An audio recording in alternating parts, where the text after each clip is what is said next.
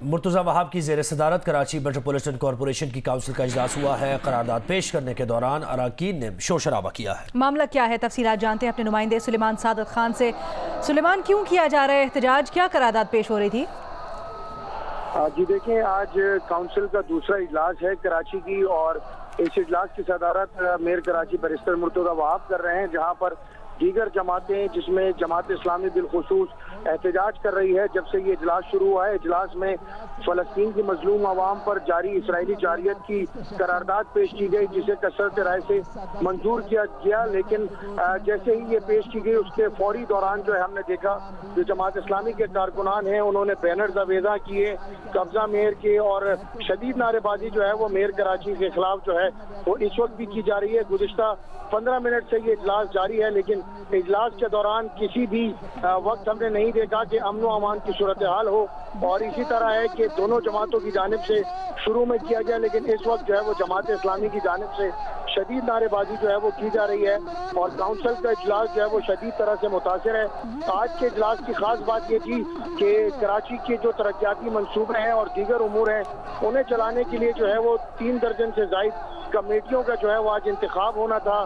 شہر میں جاری جو ٹرانسپورٹ کے مسائل ہیں، گرین لائن ریڈ لائن منصوبہ جو کہ رکا ہوا ہے، ان تمام تر مسائل کے لیے قراردادیں منظور کروائی جانی تھی، لیکن اس وقت صورتحال یہ ہے کہ قرارداد پیش ہوتے ہی جماعت اسلامی کے کارکنان کی جانب سے میئر کراچی کے خلاف جو ہے وہ نعرے بازی ہے، اور اسی دوران ہم نے دیکھا کہ جو میئر کراچی کی میڈیا ٹیم ہے انہوں نے ایک اور پریس کانفرنس کا بھی جو ہے وہ اعلان کر دیا ہے کہ جیسے ہی یہ کونسل کا اجلاس ختم ہوگا میئر کراچی جو ہے وہ اس تمام تر امور پر جو ہے وہ ایک پریس کانفرنس سے بھی خطاب کریں گے۔ جی اچھا، جو احتجاج کر رہے ہیں ان کا مطالبہ کیا ہے؟ کیا کہہ رہے ہیں؟ کیا ان کو کچھ تحفظات ہیں جو کمیٹیاں بنائی جانی تھیں، یا ان کو کارروائی پہ تحفظات ہیں؟ کیا کہہ رہے ہیں؟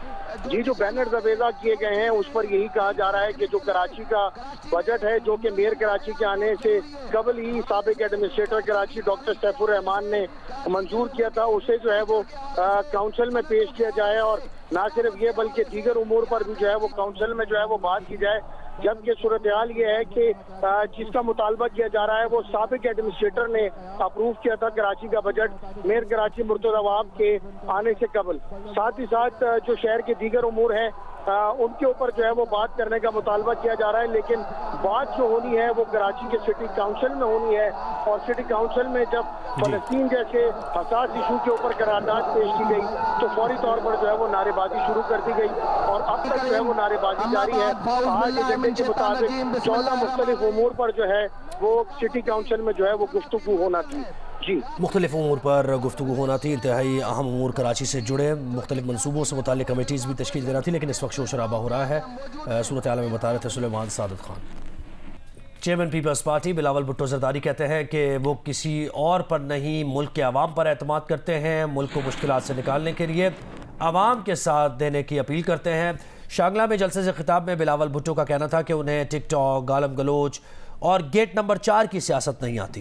انہوں نے کہا کہ واحد سیاستدان ہے جس کے ہاتھوں پر کرپشن کا کوئی داغ نہیں، اپنی جیب کے بجائے ملک کے مزدوروں کی جیب بھرنا چاہتے ہیں، اقتدار ملا تو 5 سال میں تنخواہیں ڈبل کر دیں گے۔ اس ملک کا عام آدمی کا آواز بننا ہے، اس ملک کا پسماندہ طبقہ کا نمائندگی کرنا ہے، یہ ہمارا سیاسی ہمارا ٹریننگ ہوا ہے تو اس میں ہوا ہے۔ ہمیں گالم گلوچ کی سیاست نہیں آتا، ہمیں ٹک ٹاک کی سیاست نہیں آتا، اور ہاں ہمیں گیٹ نمبر 4 کی سیاست نہیں آتا، نہیں آتا، نہیں آتا۔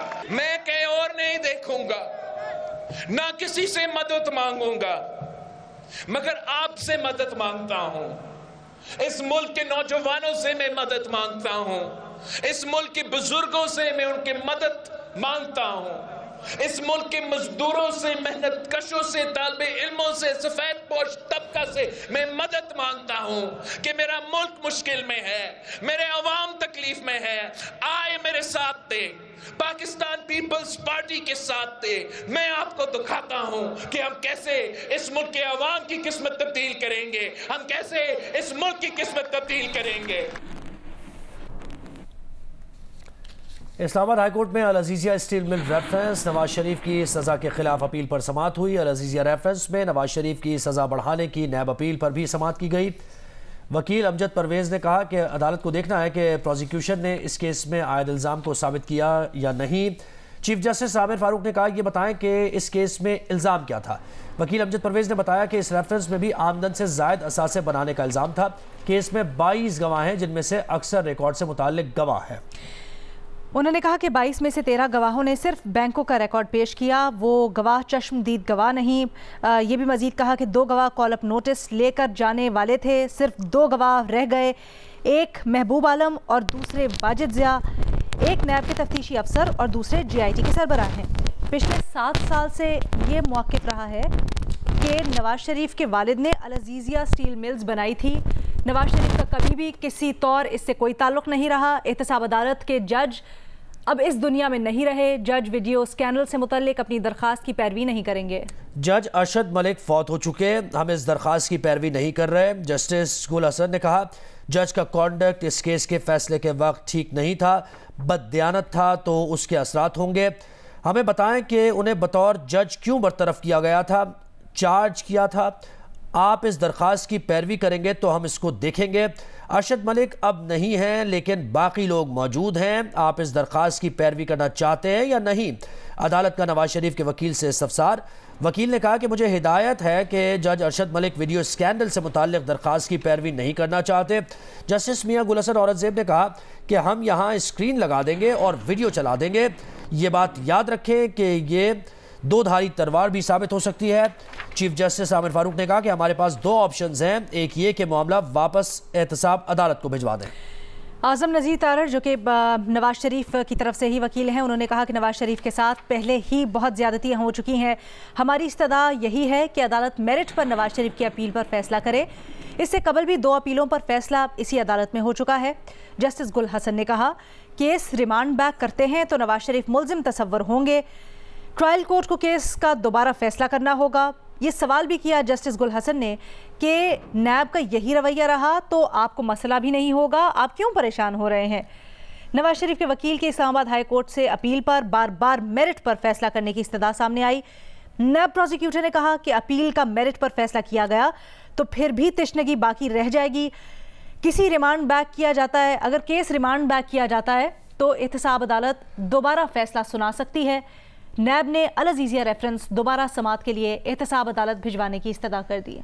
نیب نے العزیزیہ ریفرنس دوبارہ سماعت کے لیے احتساب عدالت بھجوانے کی استدعا کی ہے۔ نیب پروسیکیوٹر نے کہا ہے کہ اپیل کا میرٹ پر فیصلہ کیا گیا تو پھر بھی تشنگی باقی رہ جائے گی، کیس ریمانڈ بیک کیا جائے تو احتساب عدالت دوبارہ فیصلہ سنا سکتی ہے۔ نیب پروسیکیوٹر کا یہ موقف ہے اور نیب پروسیکیوٹر نے کہا ہے کہ العزیزیہ ریفرنس دوبارہ سماعت کے لیے احتساب عدالت بھجوایا جائے، یہ استدعا کی ہے عدالت میں۔ نیب اسٹیل ملز ریفرنس پر نواز شریف کی سزا کے خلاف اپیل پر سماعت ہو رہی ہے جس میں نیب کا موقف بھی سامنے آیا ہے اور نیب نے عدالت کے سامنے یہ سوال رکھا ہے اور یہ گزارش رکھی ہے کہ العزیزیہ ریفرنس دوبارہ سماعت کے لیے احتساب عدالت بھجوایا جائے۔